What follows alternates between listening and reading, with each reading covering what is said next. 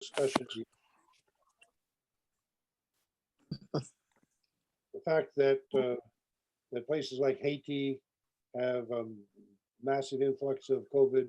Just continue. The hospitals are already full of people broken and messed up from the earthquake and the floods. So they're not having a place to go home, and now they're getting hit with the COVID as well. So Very much did. keep Haiti in your prayers. Paul, I'm going to go ahead and mute everybody, and then I'll ask that you go ahead and unmute, okay? All right.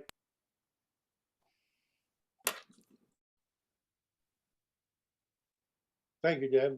Thank you for organizing and keeping us going here. I do, yeah, besides Haiti as a place that we need to be remembering and in our prayers, the news this evening that my little hometown of Lamona, Iowa is no longer able to allow people into the old folks care facility because they've gotten COVID transmission there.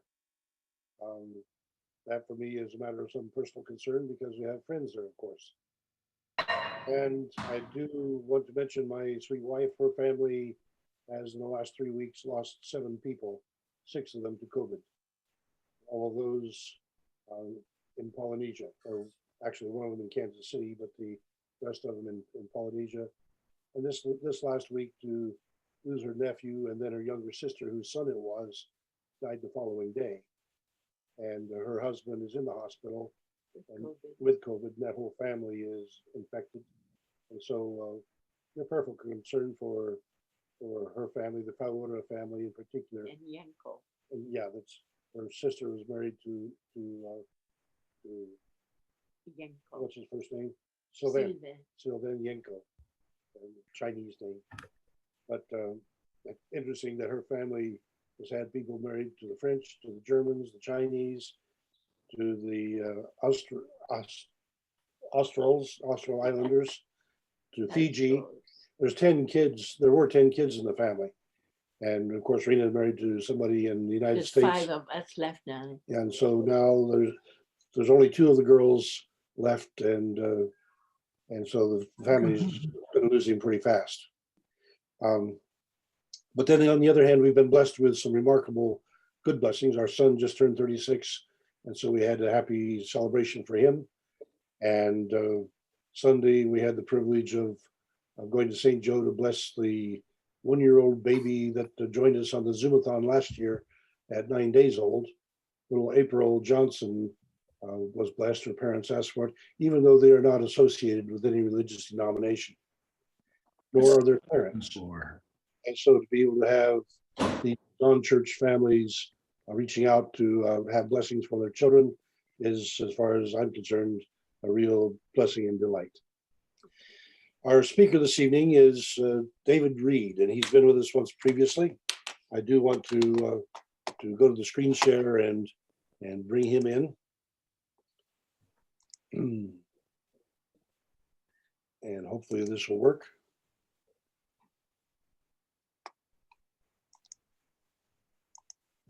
Okay, do I have David Reed's picture in front of you? Yes. Yeah. All right, you can see that he is the author of Nephites in America and Face of a Nephite. He is a patent lawyer and a judge whose research on DNA evidence related to the Book of Mormon was previously presented on our forum. His presentation tonight is supported by Digital Legends. I saw that Boyd Tucker had advertised for him, and so I presume some of these people whose names I don't recognize are from that persuasion, and we'd like to welcome you this evening to the Book of Mormon Perspectives Forum. You're welcome to join us for any sessions that you're interested in, and if you'd like to get my email and get on the mailing list, that would be welcome as well. David Reed's presentation this evening is on 4 ceremonial centers, and I'm sure that will stir some controversy because he tends to see cities where anthropologists are seeing ceremonial centers. And that distinction may apply to our understanding of the Book of Mormon sites, which clearly are contemporary with the ones he's going to be presenting primarily in Ohio. And highlighting those sites certainly helps us to see what was going on in the Book of Mormon times, and therefore merits our careful attention. Join me in prayer, if you would please. Loving God, Master of the universe, awesome creator of all good things we comprehend, we approach your throne of grace to ask your blessing on our Zoom gathering. For your blessings of patience and grace are the ones upon which we have come to depend. We honor you for the masterpiece you make every day in our microcosm of creation, and for your word in scripture somehow surviving from the divine through human translation. And we appreciate your kindness to lead us through the chronic turmoil of our disasters, including COVID, and the foresight to provide prophets inspired to be accurate forecasters.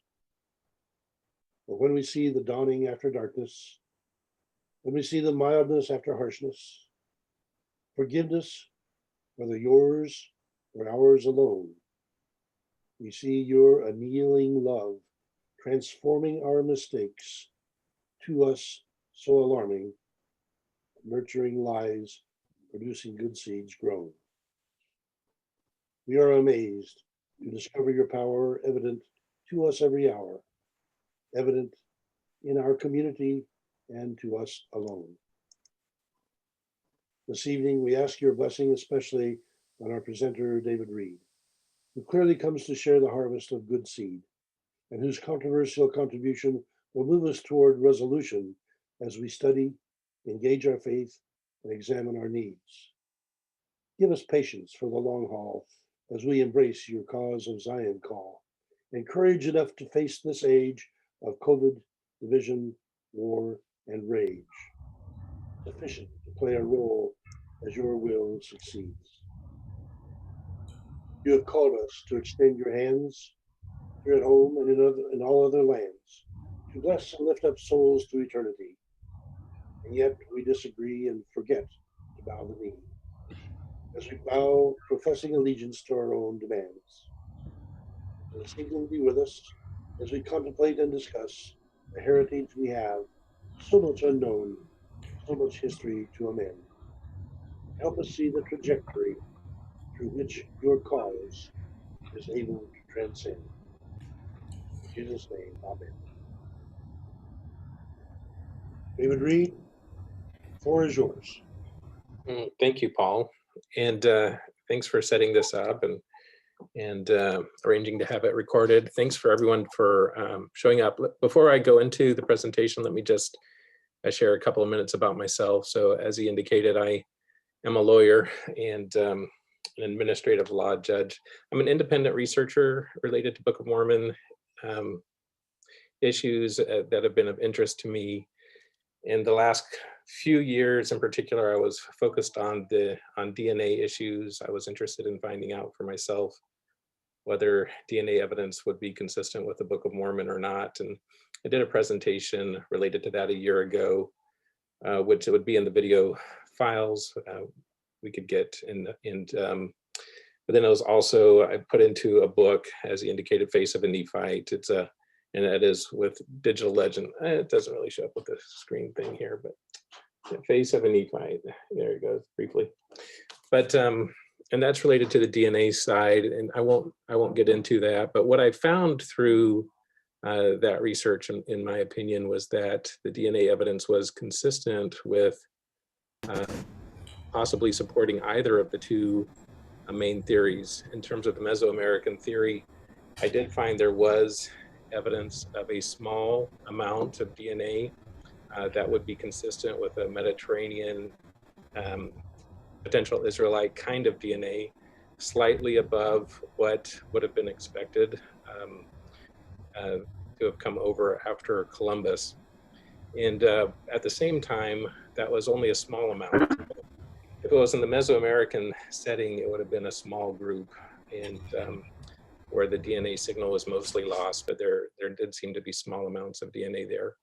For me, the greater evidence was more consistent with the Heartland theory, which was that, in my opinion, the haplogroup X DNA, but not just that. There was also additional Y chromosome DNA that corroborated, and there was also blood type evidence that FIT2 all supported the potential non-Asian ancestry significant amount that was in North America. So, and that's in that face of a Nephite book, which can be through digital legends. So since doing that, that sparked my curiosity into looking at the archaeological evidence in North America. And I'll admit I'm relatively early in that process. Over this last year in particular, I've been focusing on that.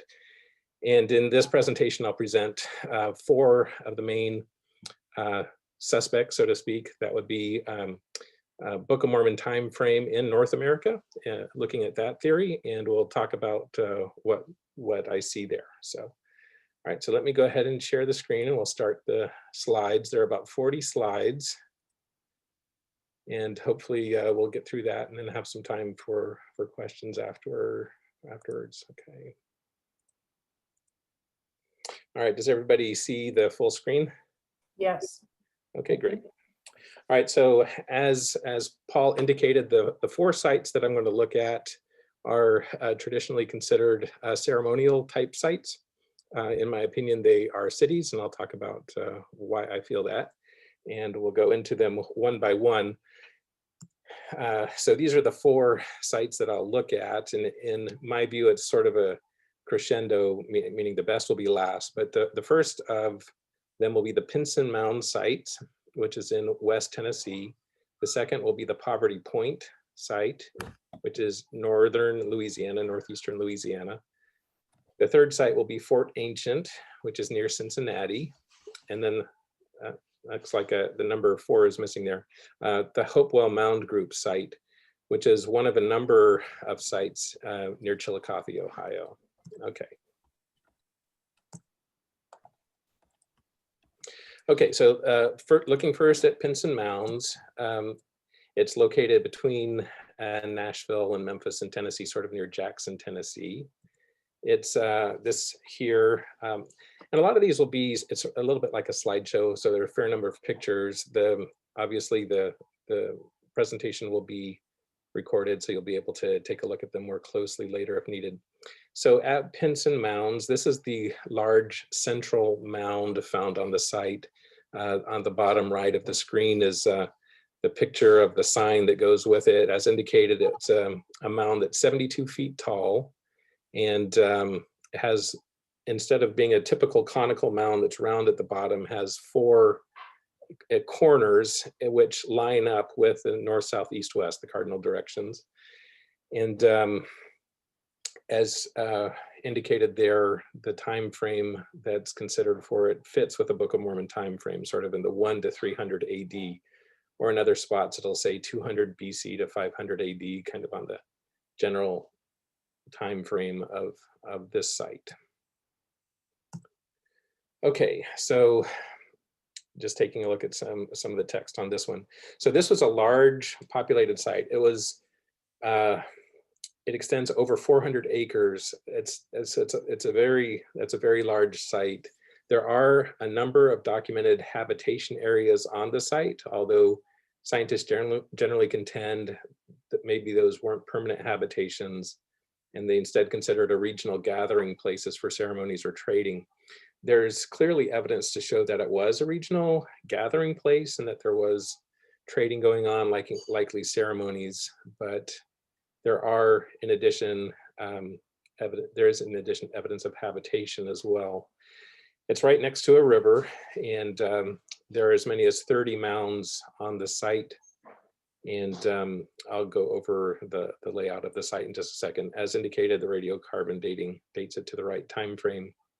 And we already just took a look at the Saul's Mound, which is the second tallest Native American mound. It also has a lot of burial mounds and rectangular platforms. Okay, so on this slide, on the left at the bottom is the layout for the site.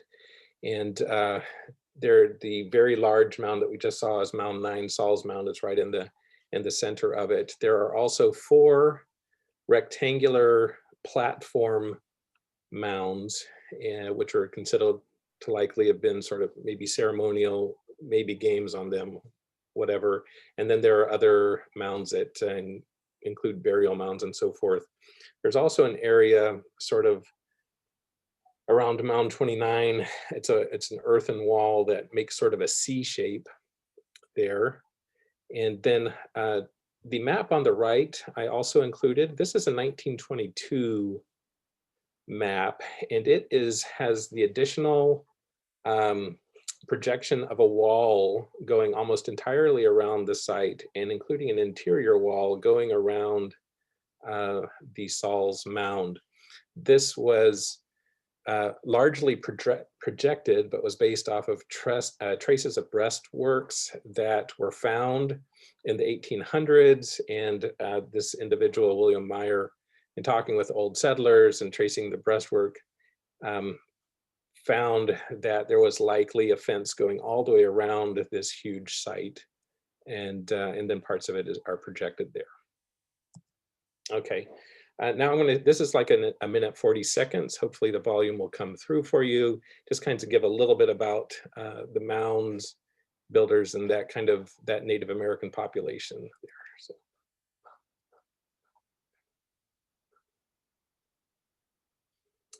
Hopefully it'll come through. If not, it's not critical. Across North America, indigenous cultures built large mounds for ceremonial and practical purposes. They date as far back as before the time of the Greek and Roman civilizations up to the time of European contact with the Americas. Many dozens of these mounds have survived at sites in the United States and Canada. Mounds such as these showcase the knowledge, creativity, skill, and determination of the native tribes who planned and built them throughout the centuries. Pinson Mound State Archaeological Park near Jackson, Tennessee, contains one of the largest collections of mounds spread across the largest area. 17 mounds are spread over 500 acres. Native tribes constructed these mounds at different times over a period of several hundred years, from about 200 BC to 500 AD. Trees have grown up on and around the mounds, which makes some of them hard to see. A few of the mounds were used as burial sites, but most of them appear to have served ceremonial purposes. The mounds are arranged in such a way as to highlight astronomical observations, particularly the spring equinox and the fall equinox. Artifacts found at the site suggest that visitors came to this location from as far away as the modern states of Georgia and Louisiana to participate in rituals. The tallest mound, known as Saul's Mound, is 72 feet high. Workers carried basketful after basketful of dirt and carefully piled it together to build the mound. Pinson Mounds has hiking trails that allow you to explore the area. The park museum features artifacts discovered at the site and information about the culture of the people who built and used the mounds.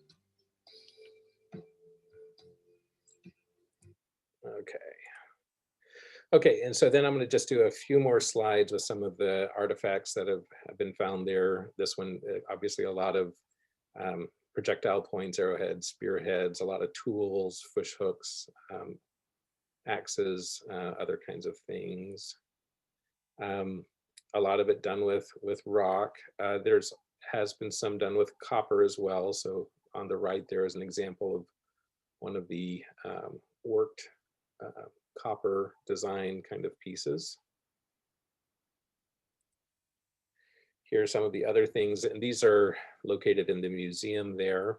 So on the top left was an interesting, got an interesting design. Looking at the individual on it, looked like he was wearing sort of like a loincloth kind of thing. Can you see the mouse, by the way, when I move it, or Yes. Was that yes or no? Yes, yes. Okay, great. So I can help point a little bit with it. Good. Yeah. And yeah, so in his left arm, he had some kind of a weapon, and then in the right, some kind of decorative, I'm not sure what you would call it, maybe a scepter or something. Many of the skeletons would have these kind of, in the center of the slide, these copper ear spools, and you've probably seen people that have those earlobe expanders kind of things. They apparently that was a thing for this particular group. They would do that. On the left side, it just had a number of examples of non-local items as indicated. from Gulf of Mexico, Appalachian Mountains, Tennessee, Alabama, Georgia, also copper from the Great Lakes area. On the right side of the screen, this was sort of interesting. There was in one of the burial mounds, the individual had on the kneecaps these two things which were made out of human skull bone, so taken off the skull cap, and then decorated it with these designs. And it had little rattles with it so that it would make noise as well. Interesting on the designs, it's got these sort of star-shaped things, which are kind of like a square with lines through them, and it makes me wonder whether those may be reflective or emblematic of the rectangular mounds on the site that line up with the cardinal directions. Down at the bottom are these clay cooking balls, which will also show up in the next site at Poverty Point, and I'll talk about those a little bit more. Okay, so Pinson Mounds is the largest in terms of size archaeological site in North America that fits that Book of Mormon time frame.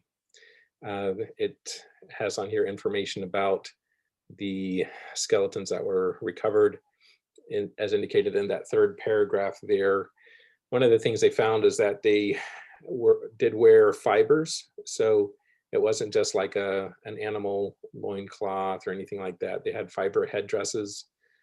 So they, even though the fiber would deteriorate, there were parts where it would be like stuck to copper or something, and they could tell that they did have fibers that they worked with as well.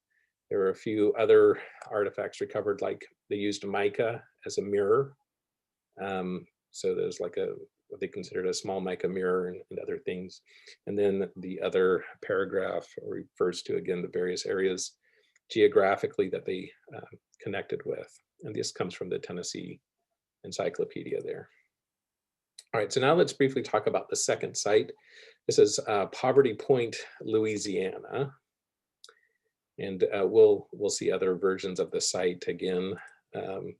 Okay, so Poverty Point is located in northern Louisiana, sort of near the Mississippi River, across from Mississippi, south of Arkansas. It's actually located 15 miles west of the Mississippi River's current flow, but it's on the edge of the Mississippi River floodplain. So right now the Mississippi River is contained by levees that were built in the 1800s to contain the flow where it was, but there was a very large floodplain, and where the site is located is on a ridge that rises about 15 to 20 feet above the floodplain. On the left of the slide are a couple of pictures of the signs that were from the site when I visited, as indicated in this one on the left. The Mississippi River was likely closer at this time and likely had formed a shallow backwater lake between the site and where the Mississippi River is now. So it was a nice site for swimming, bathing, fishing, that kind of activity. All right, and then on this site, there are C-shaped, shaped like the semicircle ridges, and these are very large. So this is also a 400-acre site. I know the video called Pinson Mounds 500-acre, but it's actually 400 acres, and that confirms that at the museums. And this one at Poverty Point was also 400 acres in size. So just to give you an idea of how big this is, this little area covered in the semicircle was 37 acres in size here. And each of these ridges was several feet high, 20 feet wide, and about 50 feet between them. It's the size is so big that when you're there, it's hard to grasp visually until you get used to the dimensions of just how big the place is. Now, this site also has a very large mound called Mound A. It's also 72 feet tall, just like the one at the Pinson Mound site. It's the second biggest mound in volume besides Monk's Mound at Cahokia. Now, I have not covered Cahokia in these slides because Cahokia doesn't date to the right time frame. Cahokia is a big site near St. Louis. It dates much later, more like 1000 AD, 1200 AD, that kind of time frame, and was a big city, Native American city, but it doesn't date to the right time frame. But outside of Cahokia, this is the largest mound. They think that it was built in 3 stages with a big conical mound and then spread out, but most of it was done in a single massive effort. And they think that because they can tell where they got the soil from, and when they dug down into the mound based off of lack of erosion and so forth, they think that most of it was done within a single 3-month period, single season. And when you think about that, it would have involved millions of loads, which to me implies thousands of workers. So just taking a look back at the site again, the ridges at the site are now mostly mowed over, and they had been plowed as farmland for so many years that in the areas where they're plowed, you can't see them except they do some decorative mowings so you can sort of imagine them. Over on this back part of the site, there are some old woods. And when you go into those woods, they're kind of pictured with the woods over here, you can see the mound, you can see the ridges that were formed. This here at the top is the large, what the large mound looks like. It was built as a conical mound and then sort of into what they call a T-shaped or potentially a bird shape. They aren't quite sure.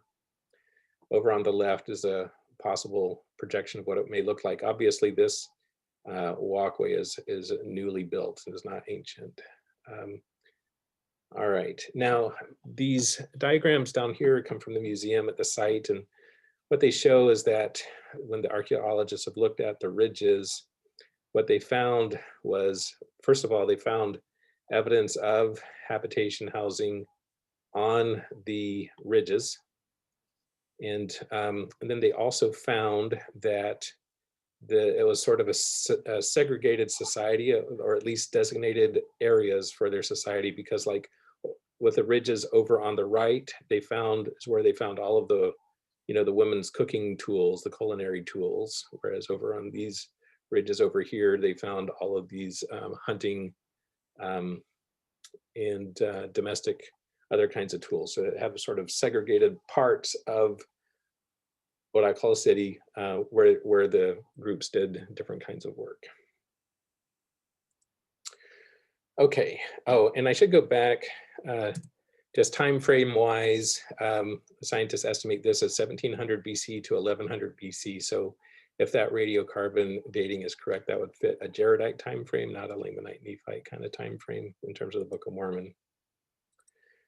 Okay, so here are some of the types of artifacts that have been found there. You'll notice some of these were polished and quite nice. All of these things were clay balls that were used with cooking. So it looks like, it appears the way they would do a lot of the cooking is they dig a hole in the ground, they would start a fire in there. Instead of rocks, they would use, because a Poverty Point site has almost no rocks. But anyway, they'd use these clay kind of balls, and they would use those to sort of heat up, and then they'd use those balls to then heat other items. And as I indicated, not only are these found at Poverty Point, they're also found at the Pinson Mound site, but not with all the same decorations. And then a bunch of projectile points there. The bottom center gives you just an idea of just how many artifacts are lots.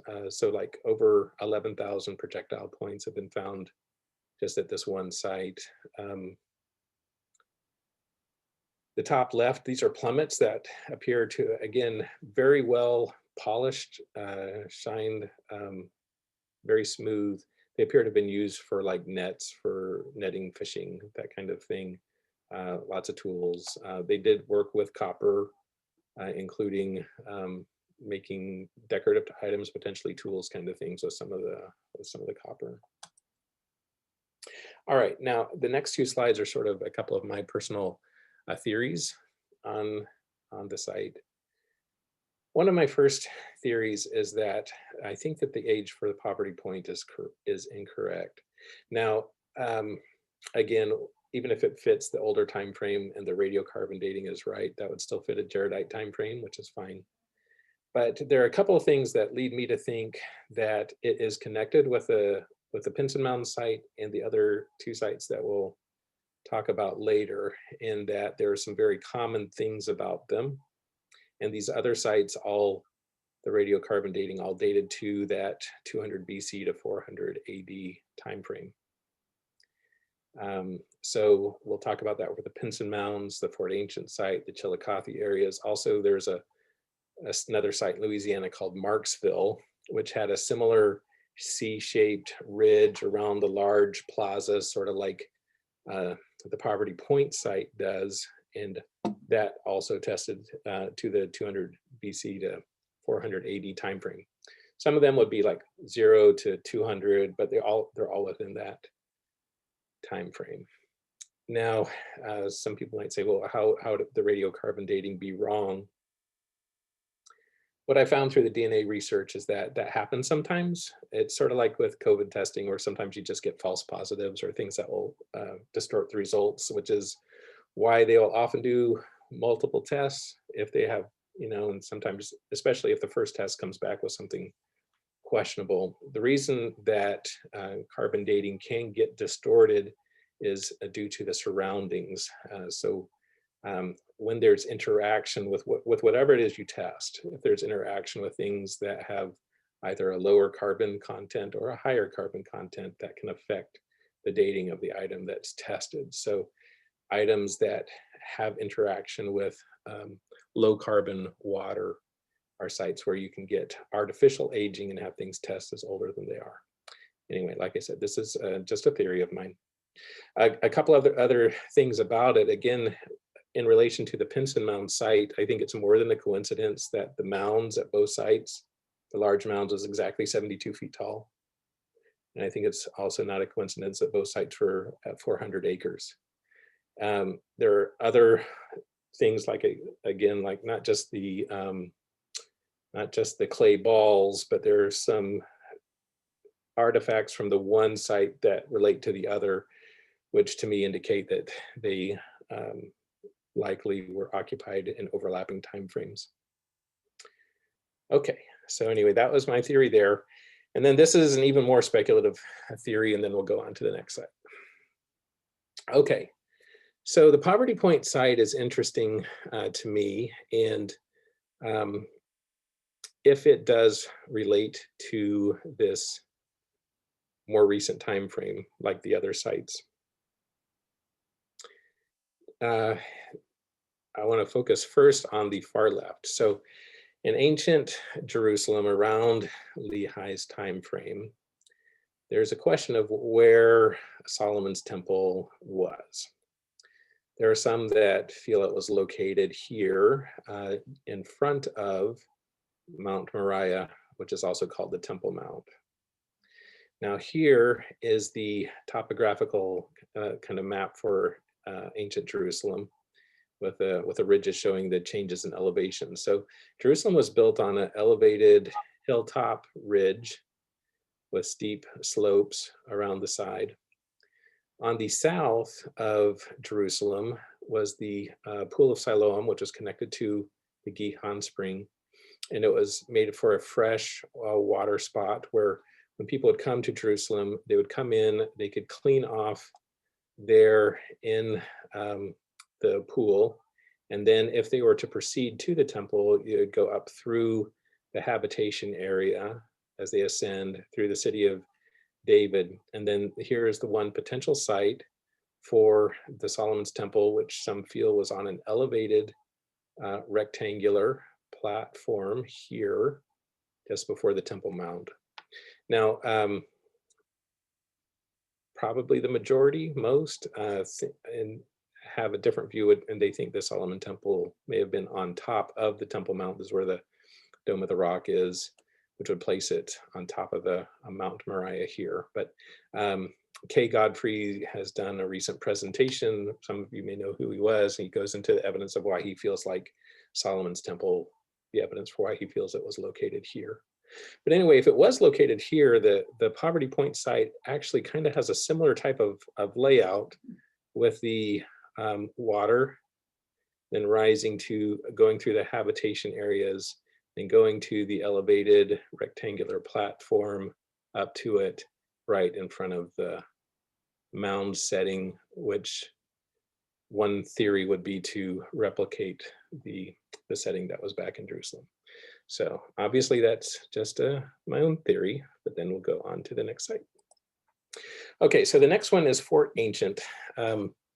Fort Ancient is a really interesting site. It's located northeast of Cincinnati, sort of like Jerusalem, which was on a hilltop enclosure. Fort Ancient is a relatively flat top next to a steep sided hill. Next to Fort Ancient is next to a river, the Little Miami River, and then it has a wall going around it.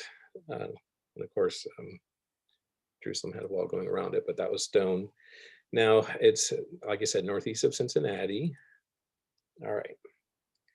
So the walls were earthen walls, and they're built up. And when it was first discovered, everyone assumed that the walls were for fortification, defensive purposes. I'll go into the predominant theory now is that they're not. I do think it was for fortification purposes. In parts, it's very tall, up to 20 feet tall. It's especially tall in the places where the area next to it, there wasn't the steep slope. And the parts of it that were right next to a steep slope, then the walls didn't need to be very tall and were maybe only 5-6 feet tall at those spots, but got up very tall in others. Over here on the right is an example of an entrance between the walls that were built. It's a large site. This one encloses over 100 acres. So the walls going around are 3.5 miles to get around it. So it's discussed here. So yeah, the mall's 3.5 miles.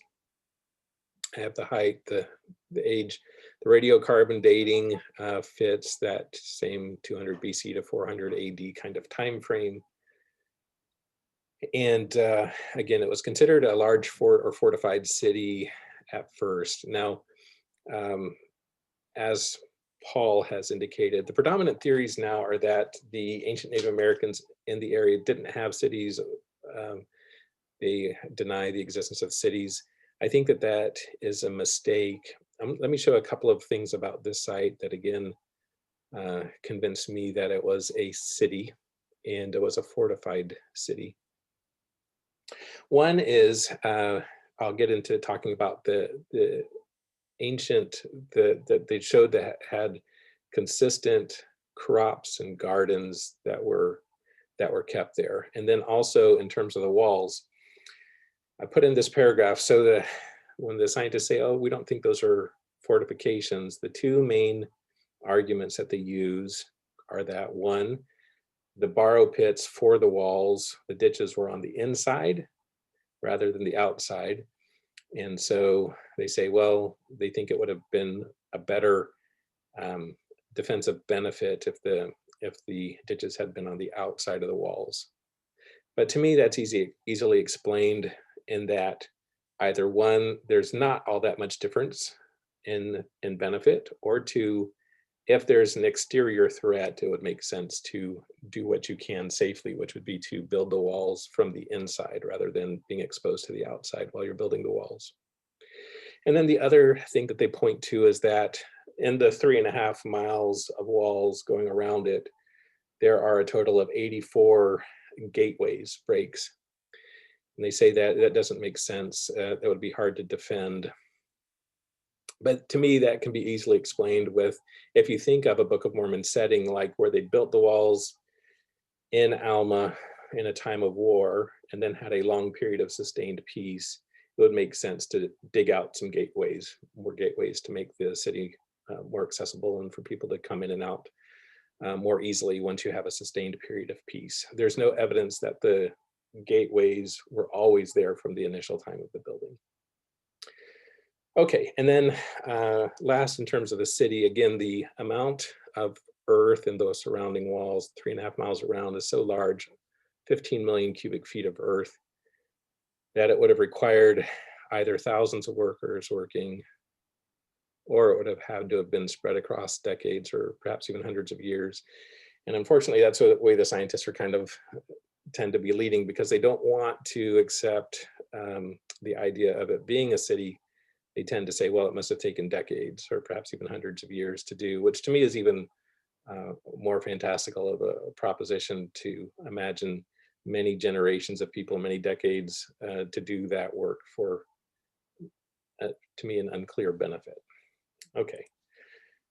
Okay, so then just looking at a few of the things from the site. Again, some of these are pulled from the museum, some from other pictures.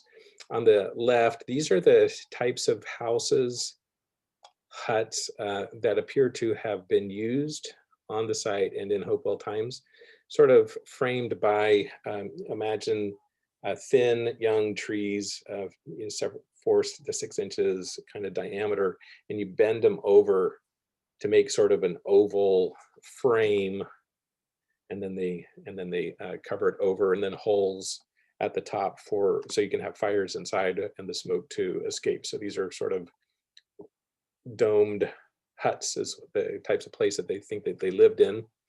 Here's some examples of copper artifacts found there, lots of projectile points and things like that, the typical kinds of discoveries you get for Native American areas. Now I'm going to talk with 2 slides about the interesting crop that are found, is particularly at the Fort Ancient site, but actually all through this multi-state Hopewell area. They call it the Eastern Agricultural Complex. And when they've looked at that, these areas, they find that for this whole multi-state area here, there were similar diet and similar crops that were grown. And principal crops, as it says in the second paragraph there, included goosefoot, which, and by the way, a couple of these are just now basically considered weeds, because there are no domesticated varieties left. In other words, once the Hopewell stopped growing these in a domesticated form, they just basically reverted to wild and are mostly considered weeds. But goosefoot is a cousin of quinoa. Erect knotweed is a cousin of buckwheat. And then also the things that they grew in these large in these gardens, and including fields, included sunflower seeds, squash, maygrass seeds, and little barley. Now, maize was not used as a predominant crop. They found a small amount, but not much. Maize was not a predominant crop among Native Americans in this northeastern North America area until long after Book of Mormon timeframes. Like Cahokia timeframe, that was maize at that point. Obviously, maize was used down in Mesoamerica at this time, but not in this Midwestern Heartland kind of area. And there are a couple of sites there related to this plant cultivation, and then some quotes from those citations. So one thing is about the goosefoot, which is the cousin of quinoa. It's actually really interesting when they looked at, and they found storage pits of like tens of thousands of these kinds of goosefoot seeds that somebody had stored as a food. And when they looked at these, they found that there are domesticated varieties that with thinner skins, larger seeds, so it's better for human consumption. And what they found in testing out this goosefoot that actually produces comparable harvests to what you can do with quinoa or major agricultural crops, it could produce over 1,000 pounds of edible seed per acre. And then you could also eat the leaves like a spinach.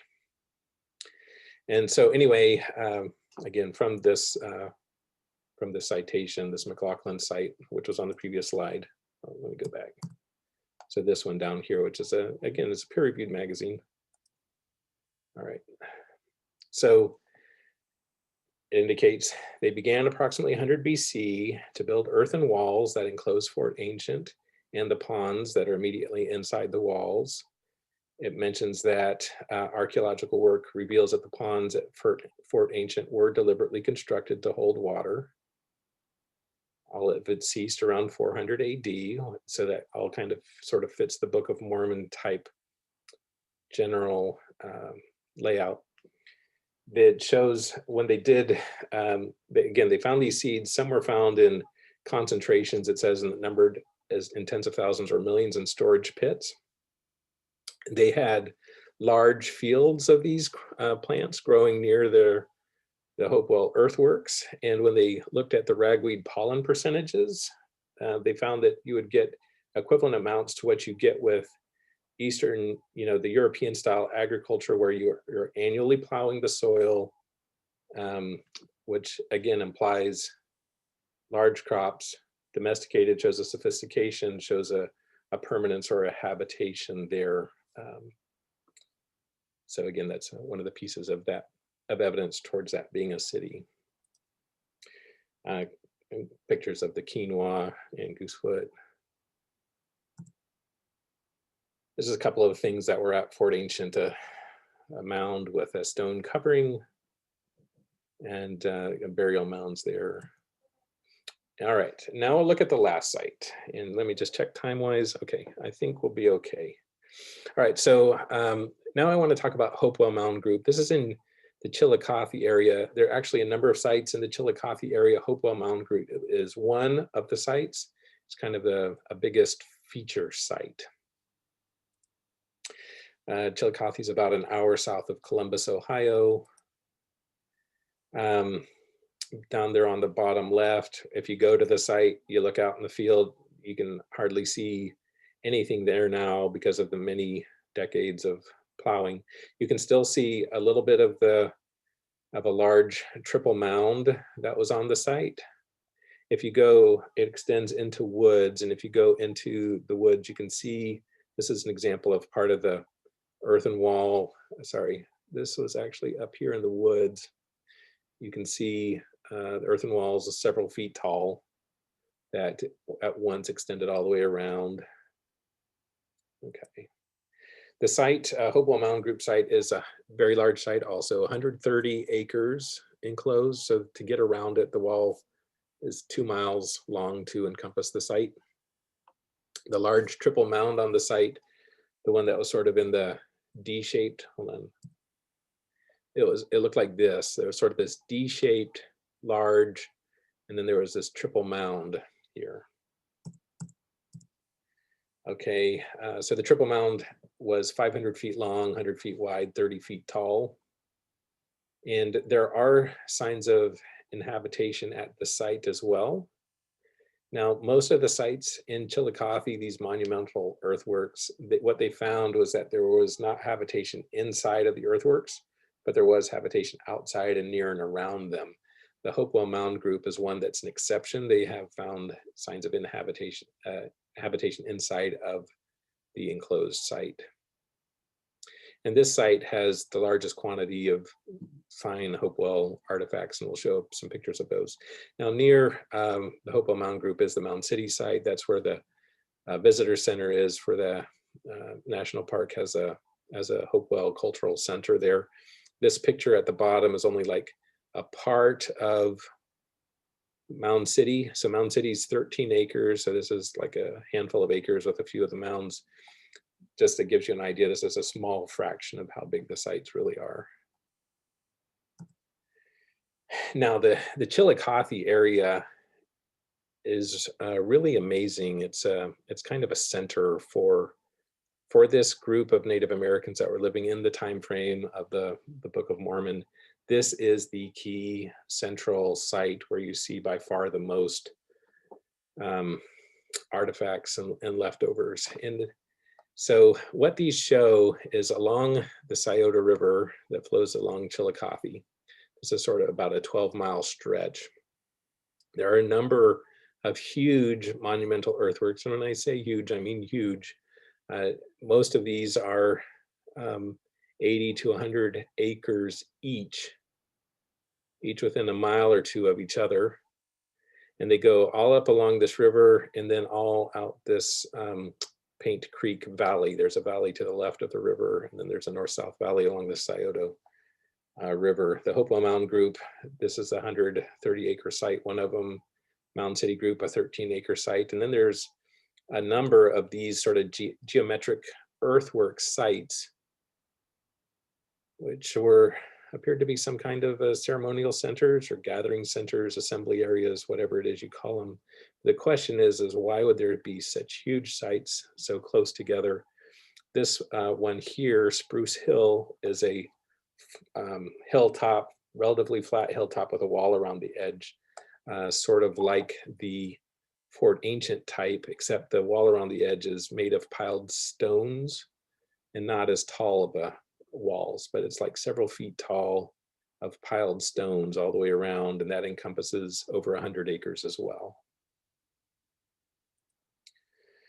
Okay, so again, regarding cities, and my theory, so the typical consensus view is that these monumental geometric earthwork sites were all ceremonial gathering areas. And that it is true that, again, the habitation evidence are found not inside the sites, but out and around and near. So these sites do seem to have been sort of a dedicated space, whether it's an assembly area, ceremonial area, public area, whatever it is, but not for people to live there, with the one exception being the Hopewell Mound group, which showed signs of habitation in it. So the question is, why would you need so many of these when each one of them could have encompassed, several thousand people? Even if it's a ceremonial site, any one of these could have handled thousands of people. Just to give you an idea of how big they are, down on the right, an idea of like the Rice-Eccles Stadium, the University of Utah Stadium is only 5-something acres. Roman Coliseum is about 6 acres. Pyramid of Giza, 13 acres. Well, these are many times that. So you're talking about sites that are 20 times, 25 times the size of the Roman Coliseum or the University of Utah football stadium. Why would they need so many of these so near to each other, especially when some of them are they're just similar geometric earthwork sites? And my theory is that it implies a potentially extremely large population in the hundreds of thousands. But anyway, that's my interpretation there. Okay, so just a question of what is a city? There is, as I indicated, evidence of habitation around these. Scientists avoid using the word cities. There are some that acknowledge these as what they call a polity. Polity just means an identifiable organized society or political entity. But in my view, it's essentially semantics, because what you do see up and down these is a large population that it's just a little bit more spread out, and it was located around the earthworks, not in the earthworks. What I think you really had is up and down the Scioto River Valley in this Chillicothe area, many, many people up and down this valley, and then out the Paint Creek Valley, with each of these sites, these earthwork sites, being gathering areas or ceremonial areas of some sort. It is clear from the archaeological evidence that people were gathered around, was relatively spread out. They would have, it looks like they mostly had their own gardens and lived in family sort of units. So it's not like a dense city by any means. Okay, and then one other thing, in that Hopewell Mound group, that enclosed site, there was one of the mounds in there was interesting. When they dug into it, they found thousands and thousands of these kinds of rocks, palm-sized flint rocks. Can't remember the other name of it, some kind of stone, but it's a type that you use to work into spears, arrows, axe blades, tools, but they were unworked. And they were organized in, it says they were kind of laid out in a herringbone fashion, very organized, separated by a fine sand, and then covered up. It's almost like, it looks like they were essentially stashing what they would need if they wanted to have turn them into weapons or tools later. The total weight of them was over 5 tons. There was over 9,000 of them.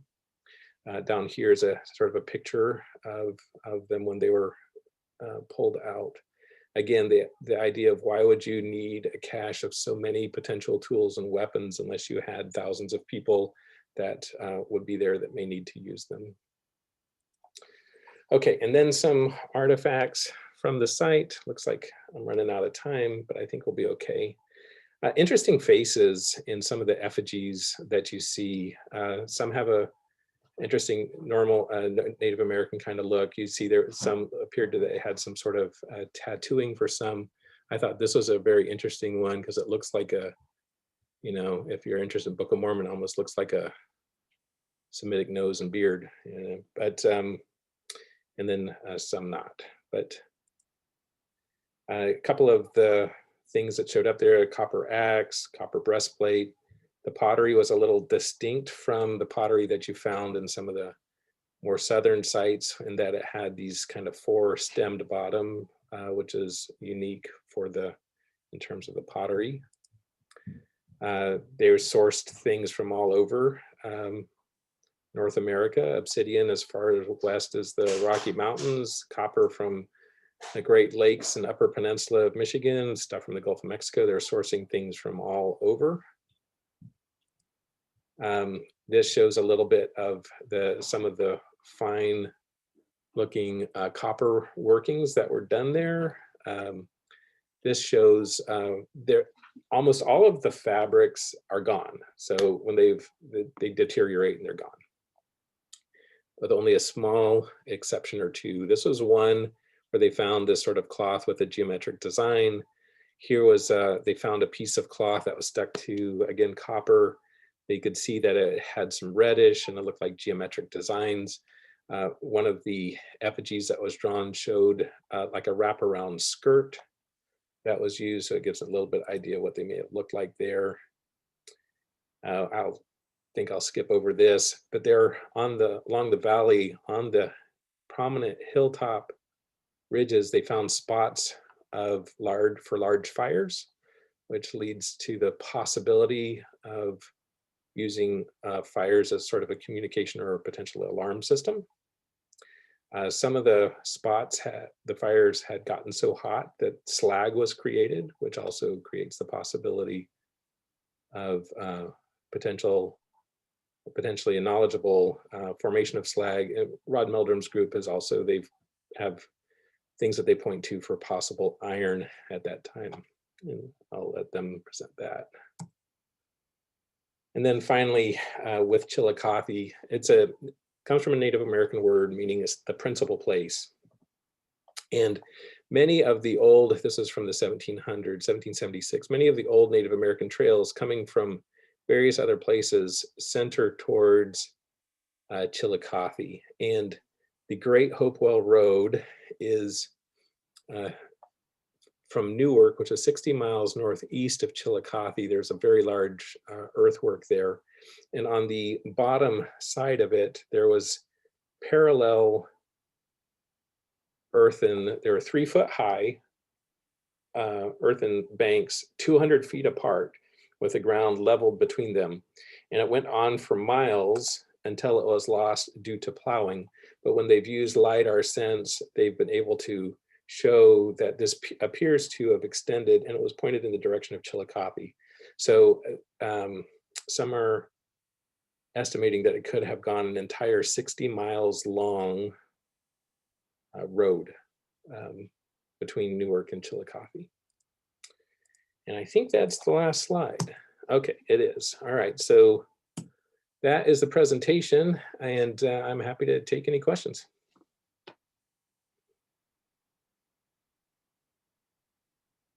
Great, thank you. Let's provide the opportunity, ladies and gentlemen. Here's a chance to get into some very interesting discussion. I think there's several